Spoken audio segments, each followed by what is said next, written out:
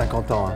Ah oui, mais écoute. 50 ans, c'est jeune quand même. Quand j'entends dire peut-être qu'en 50 ans après, même si on ajoute 50 ans, nous ne serons plus là. Je dis non, vous serez toujours là, parce que les films... Vous êtes toujours là. Oui, mais les films... Baba Diop, vous êtes, j'allais dire, une sommité de la critique de cinéma en Afrique. Vous avez présidé d'ailleurs la fédération des critiques de cinéma africains. Et oui, aujourd'hui, vous êtes toujours là.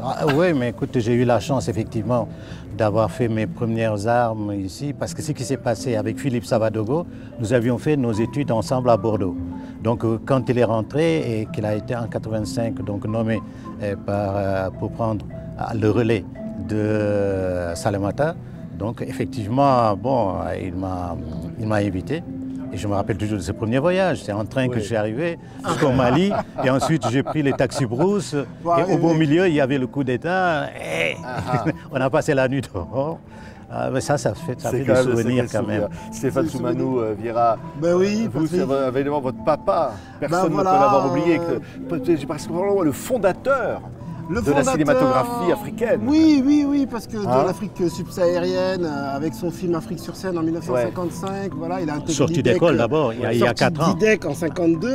Paulin, Soumanou, Vieira. On peut dire que c'est le précurseur du cinéma africain dans sa totalité. Bon, souvent un peu oublié, mais c'est pas grave, les archives parlent d'elles-mêmes. On verra tout à l'heure des beaux extraits. On va voir des images. D'ailleurs, on va commencer par ça. Le festival, c'était en 1969. Écoutez donc ce que l'on va entendre. On va entendre la voix d'Alimata Salambere, qui à l'époque était la présidente du comité d'organisation du premier FESPACO. Nous aurions pu réaliser un mini-festival, un festival du pauvre, mais notre ambition allait au-delà. Nous voulions une manifestation à l'échelon national, international. Nous voulions prendre une place vacante en Afrique.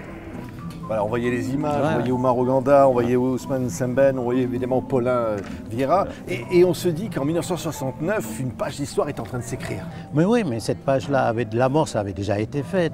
Parce que déjà en 1966, dès qu'il y a eu le Festival mondial des arts nègres, où Sembène, effectivement, avec son film La Noire 2, a été vraiment celui qui a... On a découvert ce film, on s'est dit oui, mais parce qu'ensuite il y a eu Borom Saret, qui relève, je dis toujours que notre cinéma est influencé par le néoréalisme italien. Pourquoi?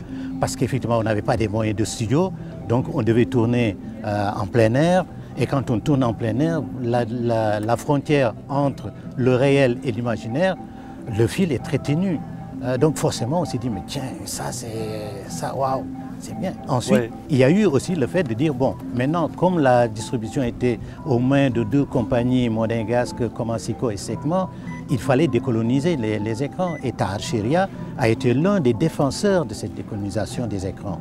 Il a été tellement audacieux qu'il a fait la première journée cinématographique de Carthage, alors que la Tunisie n'avait pas de long métrage, même pas, pratiquement pas de films. C'est ça l'idée. C'est dans l'extrait, il y a un extrait qui parle de ça. On voyait Paulin Vieira, donc votre papa, il est dans cette aventure-là du FESPACO, dès le départ. C'est une aventure naturelle pour lui du FESPACO, puisque comme j'expliquais avec le film Afrique sur scène, mais avant ça, je voulais dire quand même que les images qu'on vient de voir ont été produites par l'INA.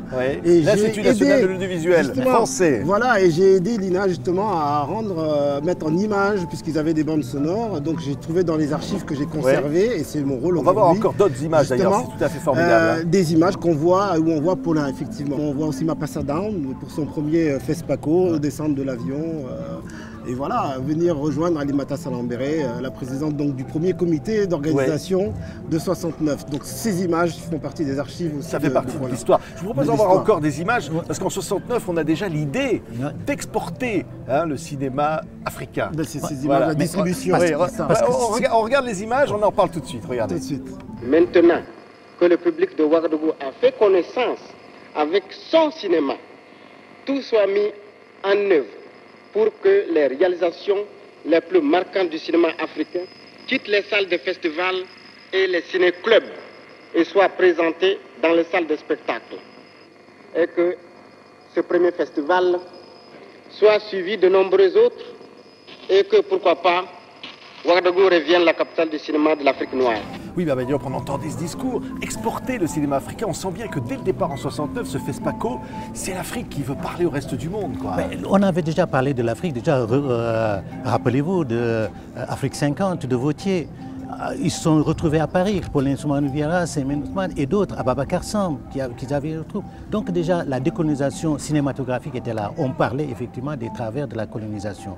Arrive 66 avec, bien sûr, le Festival mondial des arts nègres. Arrive Tara Cheria, qui était ministre qui était dans la culture. Donc arrive aussi la FEPACI. Il y avait nécessité de regrouper aussi les cinéastes avec la création de la FEPACI. La première semaine du cinéma au Burkina. Ensuite, deuxième semaine, troisième semaine, il y a eu nécessité maintenant de faire un grand festival. On voit bien que, à travers ces images qu'on découvre ensemble, qui sont comment inédites avec l'Institut national de l'audiovisuel, qu'il y a cette mémoire au fond qui fait aussi partie maintenant de l'histoire du FESPACO, qu'il faut préserver. C'est ça qu'il faut préserver. Et moi, justement, j'ai conservé énormément d'archives de mon père, donc que j'ai discuté un peu avec Lina justement pour leur proposer les bandes audio, puisque j'ai aussi des extraits sonores. La distribution du cinéma africain, je voulais dire un petit mot, puisque aujourd'hui je m'occupe aussi de distribution un peu du cinéma africain en mettant les films de différents réalisateurs à Tours. Donc voilà, ça fait partie de faire voir au moins les films africains, puisque l'engagement de Paulin à l'époque, c'était surtout de faire des films, et il n'avait pas pu aller en Afrique tourner. Donc il avait fait Afrique sur scène justement. Qui est restauré, qui va être projeté ici pour la première fois. Voilà. C'est important. Fois. Alors on se disait, dans les années 80, écoutez, encore un document, puisqu'on en parlait, Thomas Sankara, il est ministre, et voilà ce qu'il dit au FESPACO. Nous avons le devoir d'occuper le terrain du cinéma, faute de quoi c'est d'autres qui vont l'occuper et qui vont enseigner et qui vont diffuser, distiller les messages qui les intéresseront. Et là, Baba Diop, on se dit que tout est dit, là, Thomas Sankara, mais Thomas, 1980. Je l'ai vu, il venait à l'hôtel Indé.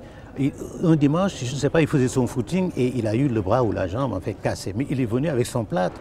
Quand il y a eu aussi la bataille du rail, quand effectivement on n'a pas voulu soutenir le financement du chemin de fer, il y a eu un FESPACO et les éléments et les documents existent où il a dit à tous les cinéastes que chaque cinéaste vienne pour serrer un boulon. Et ça a été magnifique. Ça, c'était la bataille du rail. C'est pour montrer l'engagement du cinéma, pas seulement pour les images, mais pour le développement aussi de notre pays. C'est-à-dire un cinéaste doit être engagé dans une cause. Ce que l'on voit aujourd'hui, les jeunes, moi, ce qui me fascine dans le cinéma documentaire de ces jeunes, ce n'était plus l'engagement politique, pancarte à la place de Semben, etc. Mais dans les causes et dans les sujets qu'ils traitent, il y a un réel engagement de développement, mais un engagement politique aussi. Merci beaucoup, Baba Diop. Merci, Stéphane Soumanou Vieira. C'était l'anniversaire. Bon anniversaire. Bon anniversaire. On souffle les bougies. 50 ans après, on sera toujours là. De par les œuvres d'abord, de par les œuvres et de ce qu'on a laissé comme écrit. Merci à tous les deux. Merci.